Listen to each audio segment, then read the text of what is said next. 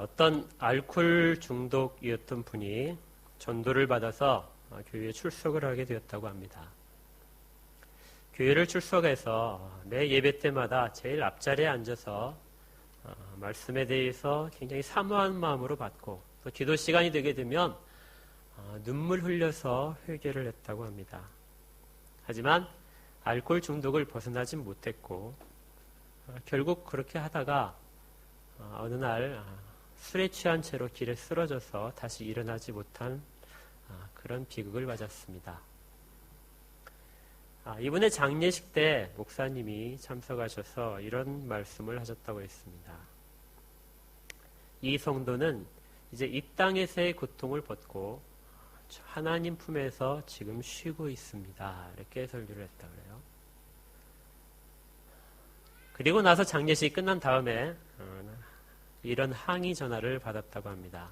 어떻게 알코올 중독에서 벗어나지 못한 사람, 그리고 술에 취한 채 쓰러져서 죽어야 했던 그 사람을 천국에 갔다고 말을 할 수 있습니까?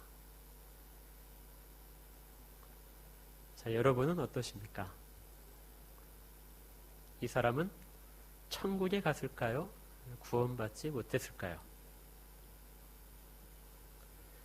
오늘 저는 여러분과 같이 신자도 죄를 범할 수 있는가? 그리고 신자가 범한 죄들은 그 신자에게 어떤 영향을 미치게 되는가 하는 부분을 살펴보고자 합니다. 오늘 본문은 로마서에 있는 건데요. 로마서는 바울이 로마 교회에 자기의 그 사도됨과 그리고 앞으로 그들을 방문할 교육들을 통해서 그들에게 끼치고자 하는 부분들을 설명한 편지입니다. 바울은 1장 1절에서 자신의 사도됨을 복음을 전하기 위해서 택정함을 받았다고 표현하고 있습니다. 그리고 나머지 1장부터 끝장까지의 모든 내용들은 그 복음이 과연 무엇인가 하는 내용들을 담고 있습니다. 특별히 6장 앞에 전까지는 이런 내용들이 기록되어 있습니다. 사람들은 하나님의 진노 아래 있는 비참한 존재들이다. 그리고 다른 어떤 방법으로 이 비참한 처지로부터 벗어날 수가 없다. 오직 그리스도의 대속으로 말미암아 우리는 이 비참한 상황에서 벗어날 수 있다. 이 대속은, 이 구원은 우리의 어떤 노력에도 관계없이 거기에 근거하지 않고 오직 거저 주시는 하나님의 선물이다 하고 말을 하고 있습니다. 우리가 듣기에는 대단히 당연한 것처럼 들리는 이 복음 중에 핵심적인 내용들을 사람들은 조금 이해할 수 없는가 봅니다. 특히 사람들이 가장 많이 걸리는 부분이 뭐냐면 거저 주었다는 부분입니다. 많은 사람들이 이 부분에 대해서 복음을 받아들이지만 이런 생각들을 하는 경향이 있습니다. 어떻게 거저 받을 수 있는가? 내가 결단한 것이 아닌가? 내가 복음을 듣고 나서 내 마음속으로 내 마음을 열고 결단한 것이 아닌가? 내가 그리스도를 영접하지 않았다면 나에게 구원이 일어났을 것인가? 그리고 이 사람들은 한 걸음 더 나가서 이렇게 생각할 수도 있습니다. 구원을 받았다 하더라도 구원에 머물기 위해서는 내가 계속해서 무엇인가를 해야 된다. 계속 선행을 해야 되고 11조를 해야 되고 또 남다른 거룩한 모습들을 가져야 된다. 죄를 범하지 않기 위해서 정말 굉장히 노력을 해야 된다. 그리고 나서 다른 사람이 실족하는 것을 보거나 죄를 짓는 모습을 보게 되면 저 사람은 구원받지 못한 사람인가 보다 하고 추측까지도 합니다. 또 다른 사람들은 이렇게 생각을 한 것이죠. 오늘 바울이 로마서에서 말하는 것처럼 우리가 거저 받았다. 이 부분을 보고 5장 20절 한번 잠깐 볼까요? 5장 20절과 21절에 보니까 율법이 들어온 것은 범죄를 더하게 하려 함이라. 그러나 죄가 더한 곳에 은혜가 더욱 넘쳤나니 이는 죄가 사망에서 왕노릇한 것 같이 은혜도 또한 의로 말미암아 왕노릇하여 우리 주 예수 그리스도로 말미암아 영생에 이르게 하려 함이라. 이 복음의 메시지를 듣고 나서 이것이 과연 값없이 받은 거라면은 우리가 더욱 은혜를 받기 위해서 죄를 계속해서 범해야 되는 것이 아닌가, 이렇게 질문하는 사람들이 있었다는 것입니다. 그런데 둘 중에 누가 복음을 더 잘 이해한 사람, 둘 다 약간 오해를 하고 있지만 둘 중에 누가 복음을 잘 이해하고 있는가 하면 두 번째 사람입니다. 앞에 복음에 대해서 내가 어느 정도의 역할을 해야 나의 노력이 들어가서 구원이 얻어지는가 하고 주장하는 사람들은 그리스도의 복음, 기독교의 복음 외에 다른 복음들을 믿는 사람들입니다. 구원은 정말 값없이 우리에게 주어진 선물입니다. 두 번째 사람들은 이 부분을 알고 있는 것입니다. 정말 값없이 주어진 게 맞다면, 그 은혜가 맞다면, 그럼 우리가 죄를 더 범하더라도 그 은혜 속에 더 거할 테니까 그 은혜가 더 커지지 않겠느냐 하고 말하면서 죄에 머문다는 것입니다. 이 사람들은 적어도 복음이 값없이 주어졌다는 것만큼은 확실하게 알고 있는 사람들입니다. 대신 이 사람들이 오해를 하고 있는 것은 구원 이후에 무슨 일들이 일어나는지에 대한 심각한 오해를 가지고 있는 것입니다. 바울은 여기에 대해서 이렇게 답을 하는 것이죠. 2절에 그 답이 있습니다. 그럴 수 없느니라. 죄에 대하여 죽은 우리가 어찌 그 가운데 더 살겠느냐. 바울은 우리가 죄에 더 이상 거할 수 없는 자들이 되었다고 말을 하고, 이것을 어떤 표현으로 말하냐면 죄에 대해서 죽었다, 이렇게 말을 합니다. 죄에 대해서 죽었다는 말은 죄와 전혀 상관없이 된 존재들로 변했다는 것입니다. 골로새서 1장 13절에는 그가 우리를 흑암의 권세에서 건져내사 그의 사랑의 아들의 나라로 옮기셨다, 이렇게 써 있습니다. 죄에 대해서 죽었다는 표현은 이전에 우리가 죄를 짓고 살 수밖에 없는, 죄에 대해서 살은 존재로부터 죄와 전혀 무관한 존재로 변했다는 것을 말합니다. 예전에 우리를 잡고 있던 권세의, 죄의 권세로부터 완전히 자유된 자들, 그 세계와 완전히 단절된 자들이라는 뜻입니다. 이것이 죄에 대해서 죽었다는 표현입니다. 구원은 우리가 예수 그리스도를 믿음으로 인해서 우리의 죄가 다 씻겨진 것뿐만이 아니라 우리의 모든 존재가 이전의 죄의 세상에서 옮겨져서 새로운 세상으로 옮겨진 신분, 새롭게 된 신분이라는 그것을 나타내고 있는 것입니다. 이것이 구원입니다. 그러므로 우리는 우리가 옛날에 죄 가운데 거했던 옛사람들의 모습으로 더 이상 돌아갈 수 없는 존재가 되었습니다. 바울은 본문에서 이것을 색다른 말로 표현을 하는데요. 세례란 말을 사용합니다. 3절에 보시겠습니다. 무릇 그리스도 예수와 합하여 세례를 받은 우리는. 바울은 고린도전서 10장에서 이 세례에 대해서 처음 얘기를 하면서 이렇게 얘기를 합니다.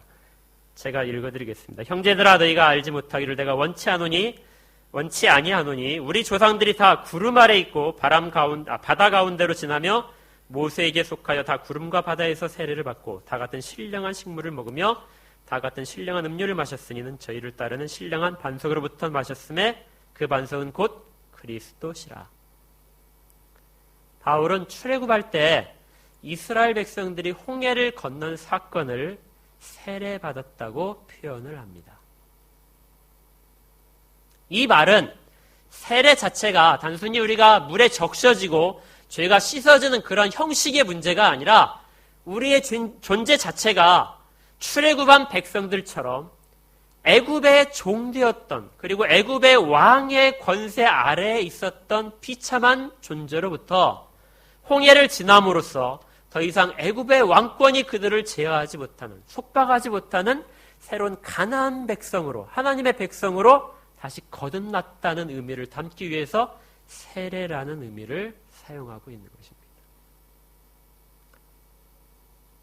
세례는 거듭 말씀드리지만 단순한 죄 씻음이 아니라 우리의 신분 자체가 이전의 죄의 권세들이 더 이상 우리를 잡아낼 수 없는 새로운 신분으로 변한 그 상황을 나타내는 것입니다. 바울은 이 일들이 우리에게도 일어났다고 말을 합니다. 그래서 3절에 무릇 그리스도 예수와 합하여 세례를 받은 우리라는 표현을 쓰는 것입니다.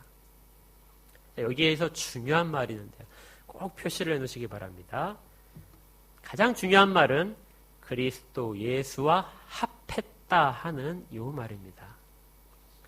성경에서 그리스도 예수와 합했다 아니면 예수 안에서 혹은 그리스도 안에서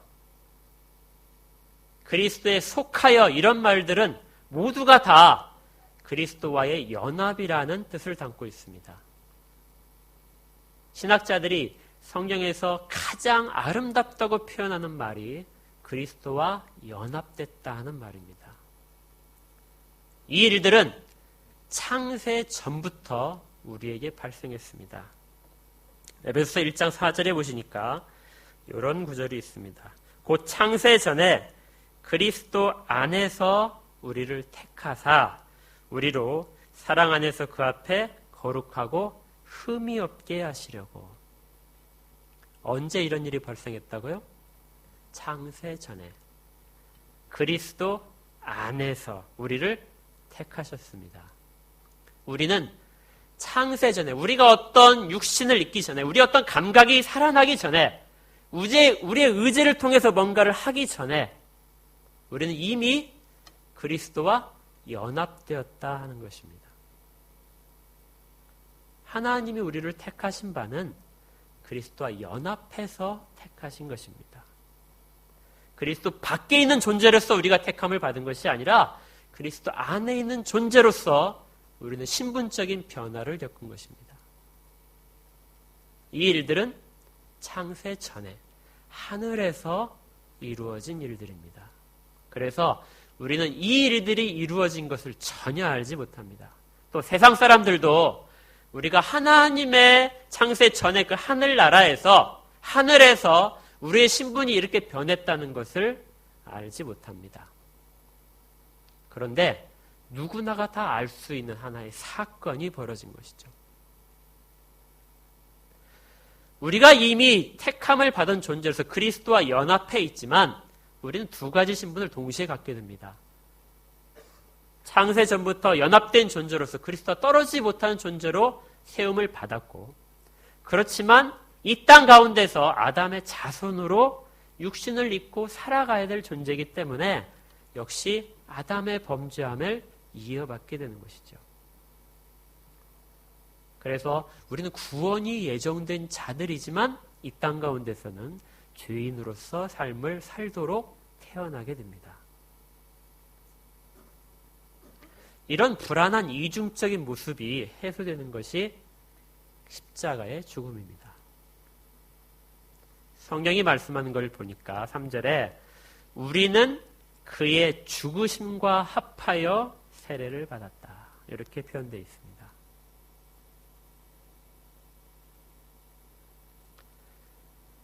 어디에 합해져 있다고요?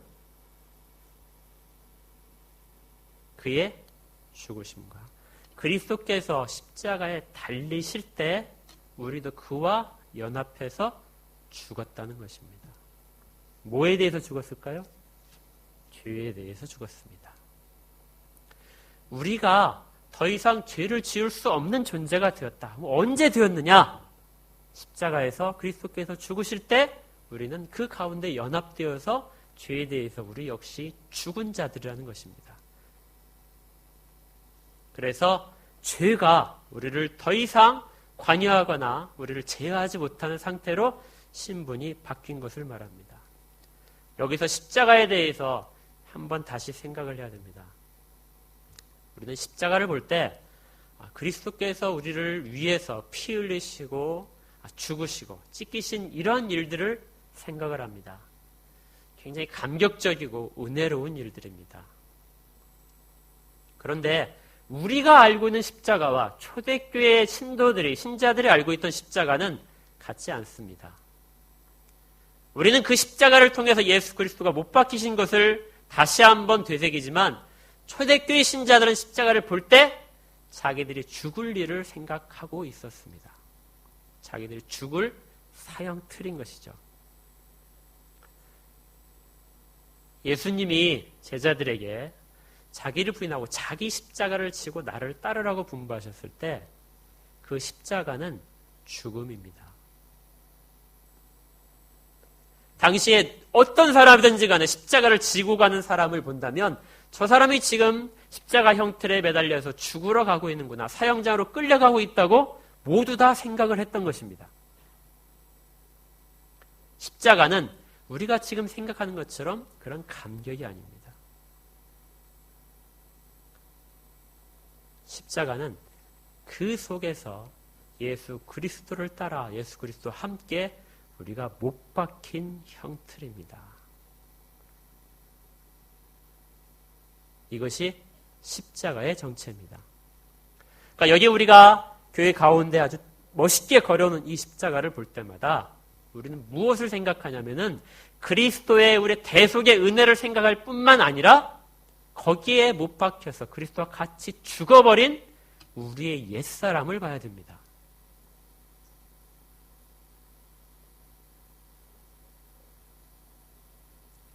우리의 신분의 변화, 근본적인 변화, 죄에 대해서 무관한 자로 바뀌어버린, 죄가 우리를 더 이상 관여할 수 없는 신분으로 바뀌어버린 것이 십자가라는 것이죠. 우리는 예수 그리스도와 함께 이미 죽어버린 자들입니다. 그런데 예수 그리스도와의 연합은 여기에서 끝나지 않습니다. 거기에 보니까 우리의 연합은 다시 그리스도와 함께 일으킴을 받을 것입니다. 골로새서 2장 12절에 보니까 이렇게 되어 있습니다. 너희가 세례로 그리스도와 함께 장사한 바 되고 또 죽은 자들 가운데서 그를 일으키신 하나님의 역사를 믿음으로 말미암아 그 안에서 함께 일으키심을 받았느니라. 우리는 그리스도께서 장사 지내실 때 역시 같이 무덤에 묻힌 자들입니다. 장사 지냈다는 표현은 죽었다는 말과 장사 지냈다는 말이 함께 묶여서 더 이상 살아날 수 없는, 완전히 건너가 버린 길이라는 것입니다. 결코 돌이킬 수 없는 상황이 발생했다는 것이죠. 그리고 그 이후에 그리스도께서 부활하실 때 우리 역시 부활했다는 것입니다. 새 생명 가운데로 이제 전에 있던 죄의 권세에 잡혀 있던 존재가 다 죽어버리고 예수 그리스도가 살아나실 때 그와 연합해서 우리는 새 생명으로 거듭난 자들이 되었다는 것입니다.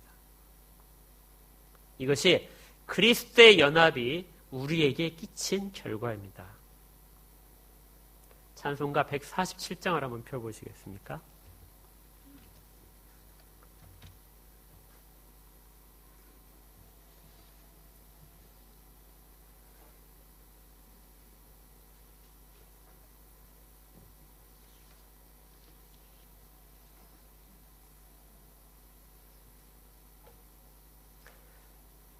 가사만 같이 한번 읽겠습니다. 후렴은 빼고요.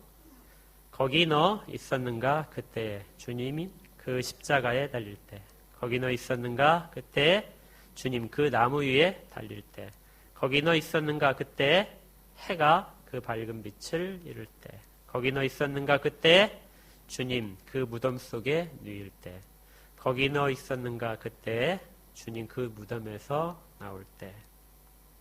찬송가 147장은 예수 그리스도께서 죽으시고 부활하는 그 순간에 우리가 관찰자로서 그 자리에 있었다는 것을 말하는 것이 아닙니다. 우리가 그 예수께 누우셨던 그 자리, 예수께서 박히셨던 그 십자가 위에 우리가 걸려 있었던 현장에 네가 있었느냐 하고 물어보는 찬송입니다. 여러분들은 그 자리에 여러분이 있었다는 사실이 믿어지십니까? 여러분의 존재가, 여기에 있는 이 존재들이 사실은 그 무덤에서 그 십자가 위에서 예수 그리스도와 같이 못 박혔던 존재라는 사실, 그리고 같이 그 무덤 속에 있었다는 사실, 그리고 같이 부활했다는 사실이 우리의 복음의 가장 핵심 중에 핵심인 것입니다.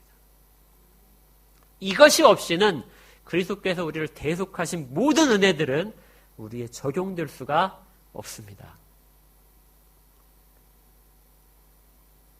우리가 그와 함께 죽었기 때문에, 그와 연합되어서 그 안에서 죽었기 때문에 그 공로가 역시 우리에게 영향을 미치는 것입니다.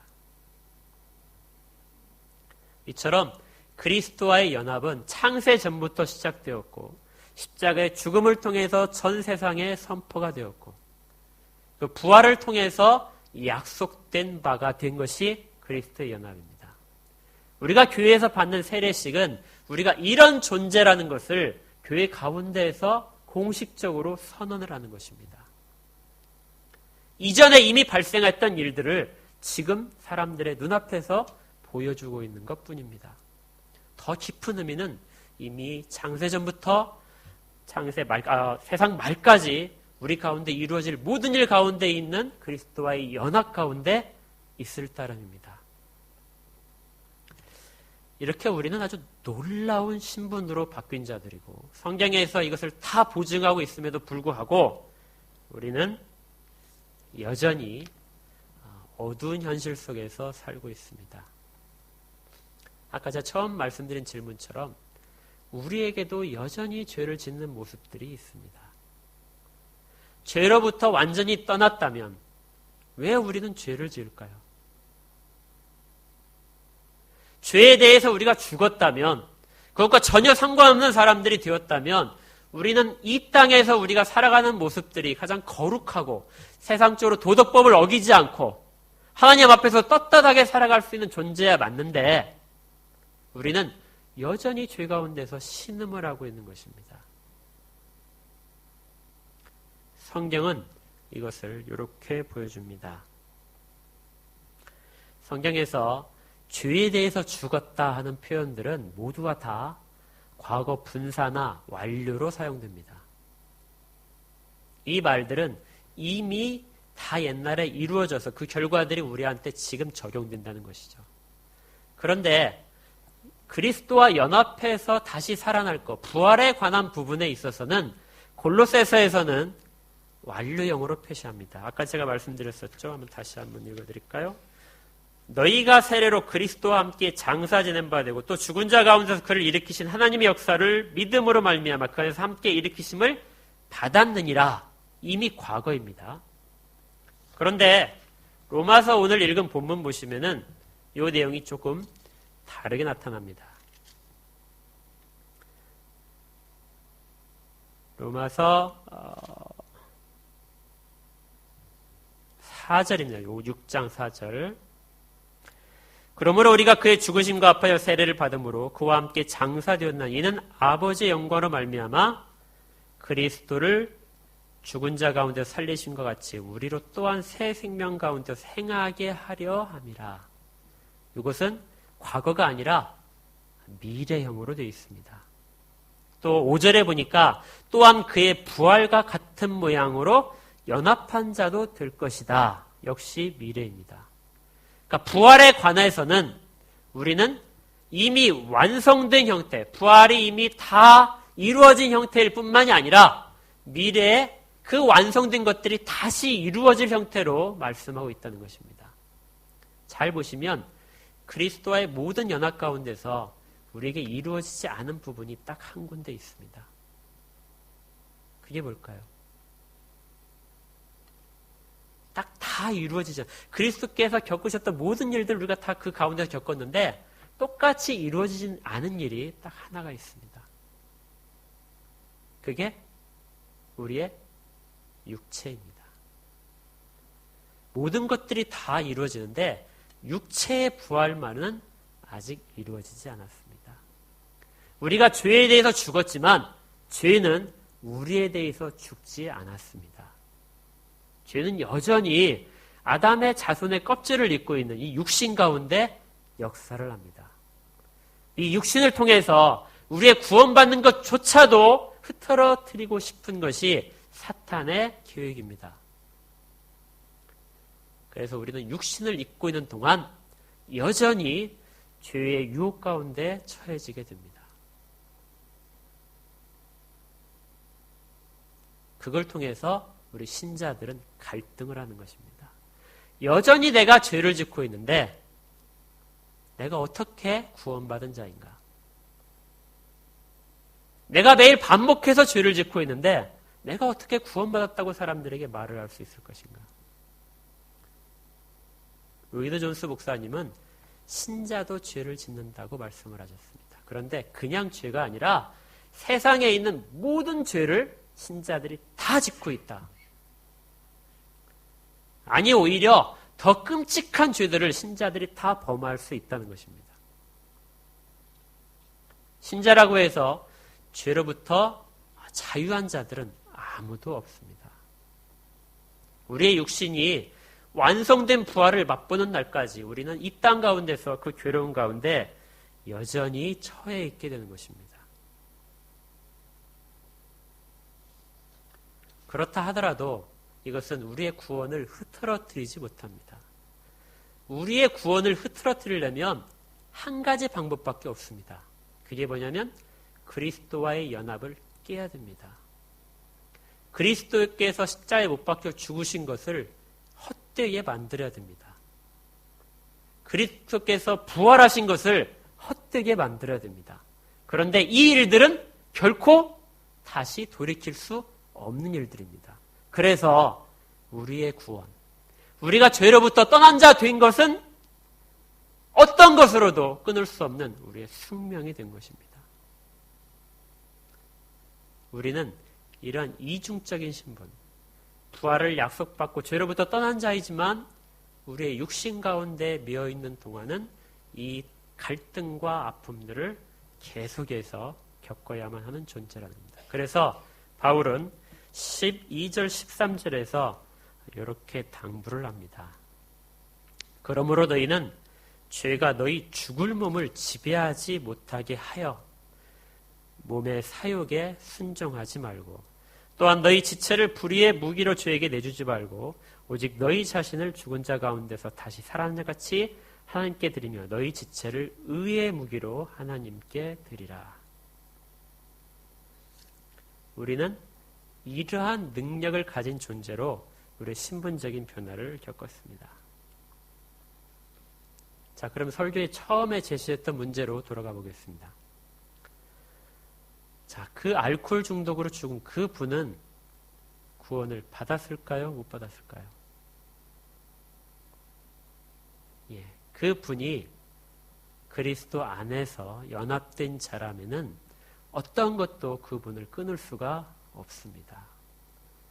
그분의 행위를 통해서 그분의 구원을 판단을 한다면은 우린 제가 처음에 말씀드렸던 그 어떤 첫 번째 불의 사람들의 문제로 돌아갑니다. 구원의 판단은 우리 가운데, 우리가 행하는 가운데 있지 않습니다. 그리스도와의 연합 가운데 있습니다. 그것은 하나님이 결정하신 부분입니다. 물론 그 부분이 구원을 받은지 안 받은지 우리가 100% 확신을 할 수 없습니다. 그렇지만 한 가지 알 수 있는 현상들이 있습니다. 그게 뭐냐면 죄로부터 구원 얻은 자들은, 그리스도와 연합한 자들은 그리스도께서 죄와 같이 거하실 수 없기 때문에 죄를 싫어하는 성향을 갖게 됩니다. 마치 밖에 나가서 우리가 하루 종일 일을 하거나 직장 가운데서 아니면 다른 사람을 만나고 돌아가는 곳이 집이죠. 근데 우리의 집이 어디냐면 더 이상 죄를 짓지 않는 곳입니다. 밖에 가운데서 우리가 무슨 일을 하는지 간에 돌아갈 곳은 여전히 그곳입니다. 세상 사람들은 밖에서 아무리 착한 일을 하더라도 그들이 돌아갈 집은 역시 죄밖에 없습니다.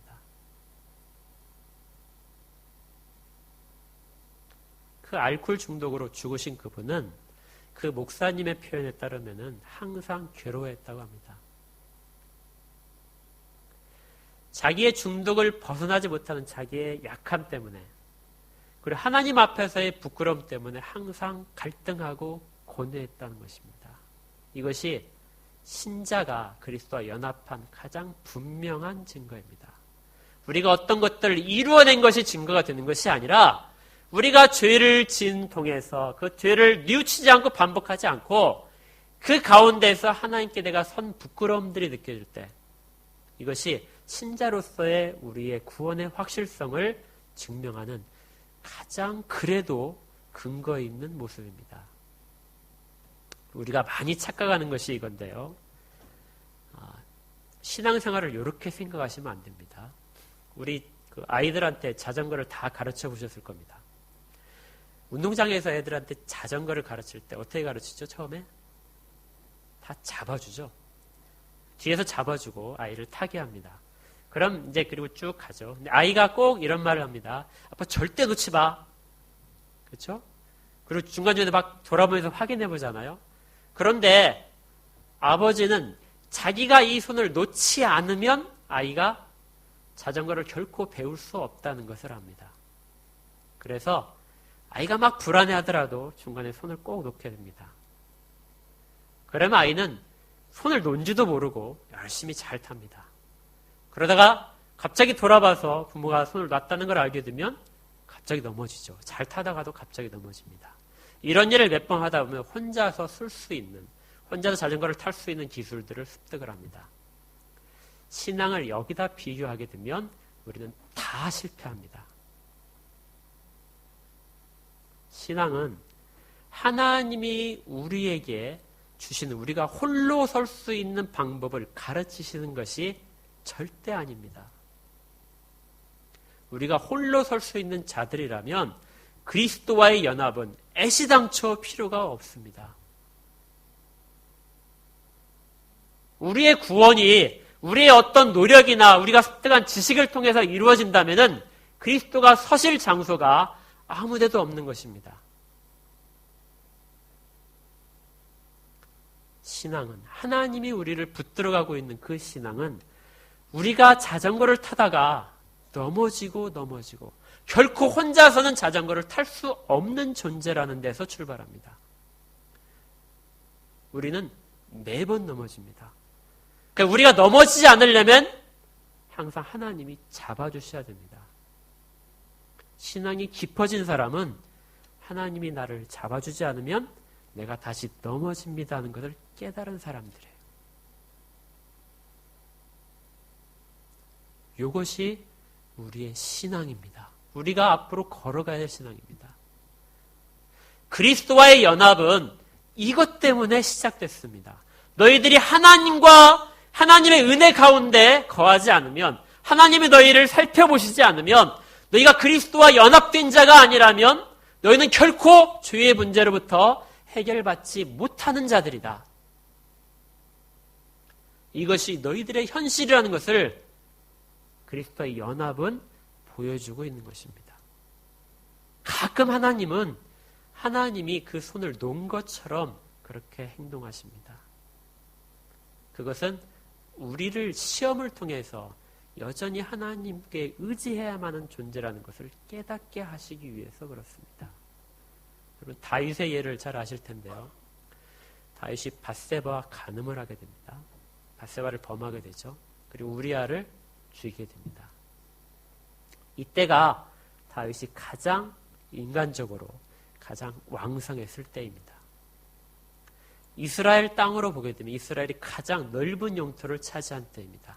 그 땅 가운데 팔레스타인 지역에서 다윗과 함께 대적할 만한 어떤 나라도 없었을 때, 마지막 하나의 성만 남겨놨을 때 다윗은 그 가운데 있었을 때 범죄함을 저질렀습니다. 그런데 그가 그 강성함 속에서 죄를 저질렀다가 나중에 후회하는 모습을 보십시오. 회개하는 모습 가운데 그는 하나님이 없으면 나는 서 있을 수 있는 존재가 아니라는 것을 다시 고백을 하는 것입니다. 신자는 죄를 지을 수 있습니다. 그렇지만 그 죄의 즐거움을 누리지 못하고 그 죄를 저지름을 통해서 내가 하나님 없이는 설 수 없는 존재라는 것을 뼈 깊이 새길 수 있는 존재가 신자들입니다. 그리스도의 연합은 이것을 가능하게 해줍니다. 우리의 신앙은 이렇게 그리스도의 연합을 통해서 계획되고 현재 추진 중이며 그리고 미래까지 약속된 모든 과정입니다. 이 연합은 우리의 어떤 분발을 촉구하기 위해서 주어진 것이 아닙니다. 우리가 연합된 자들로서, 그럼 우리가 연합된 자들로서 그리스도의 영광을 위해서 밖에 나가서 무엇을 하자. 우리가 정말 신실하게 살자. 이걸 외치기 위해서 그리스도의 연합이 성경 가운데 가르쳐지는 게 아닙니다. 그것은 우리의 한계점 안에서 하나님과 바른 관계를 여전히 유지해야만 존재라는 것을 다시금 깨닫게 하는 그러한 방편인 것입니다. 이게 우리의 신앙입니다. 여러분들은 어떻게 생각하십니까? 그리스도와의 연합이 왜 신학자들이 그리스도와 연합을 세상 가운데서 모든 성경 가운데서 가장 아름다운 관계로서의 단어라고 표현한 이유를 아시겠습니까? 결코 끊을 수 없는 그 존재로서의 변화, 이것을 우리로 하여금 성경은 깨닫게 하십니다. 말씀을 정리해 보겠습니다. 그리스도의 연합에 대해서 성경은 우리에게 이것을 얘기해 줍니다. 우리가 창세 전부터 그리스도 안에서 그리스도와 연합하여 선택을 받았다. 이것은 하나님의 하늘 법정에서 우리가 선택받은 존재라 것이 선포된 것이다. 세상 가운데서 세상 모든 사람들이 알 수 있도록 선포된 사건은 십자가 사건이다. 그리스도께서 십자가에 달려 죽으실 때, 그 십자가 높이 세워질 때 그 그리스도와 연합해서 우리는 이미 그곳에 못이 박힌 존재들이다. 그래서 십자가는 그리스도의 은혜의 상징일 뿐만이 아니라 우리가 죽은 옛사람들의 상징이다. 십자가를 볼 때마다 우리는 돌아갈 수 없는 그 신분들을 다시 한번 깨닫게 된다는 것입니다. 그리고 그리스도께서 장사 지낼 때 우리 역시 그곳에 그 무덤 속에 같이 장사 지냈던 존재들이고 다시 부활된 존재들입니다. 하지만 우리의 육신은 아직 완전한 부활을 맛보지 못했습니다. 그래서 죄가 우리의 육신을 통해서 우리를 관영하게 되는 것입니다. 이 싸움 가운데서 매일매일의 갈등이 우리에게 필요합니다. 우리는 이 싸움 가운데서 종종 집니다. 지고 쓰러지고 또 후회합니다. 그렇지만 이것들이 우리를 어떤 하나님으로부터 멀어지게 할 수 없는 것은 그리스도와의 연합이 이미 효력을 발휘하기 때문입니다. 그래서 우리의 구원은 어떤 누구도 흐트러질 수 없는 명확한 사실입니다. 우리의 머릿속에만 있는 것이 아니라 세상 가운데 그렇게 선포된 존재로서 우리는 이 땅을, 지금 이 순간을 살아가고 있고 장차 있을 완전한 부활들을 기다리는 존재로서 이 땅 가운데 서 있는 것입니다. 우리는 이미 그리스도와 연합되어 있는 자들입니다. 기도하시겠습니다.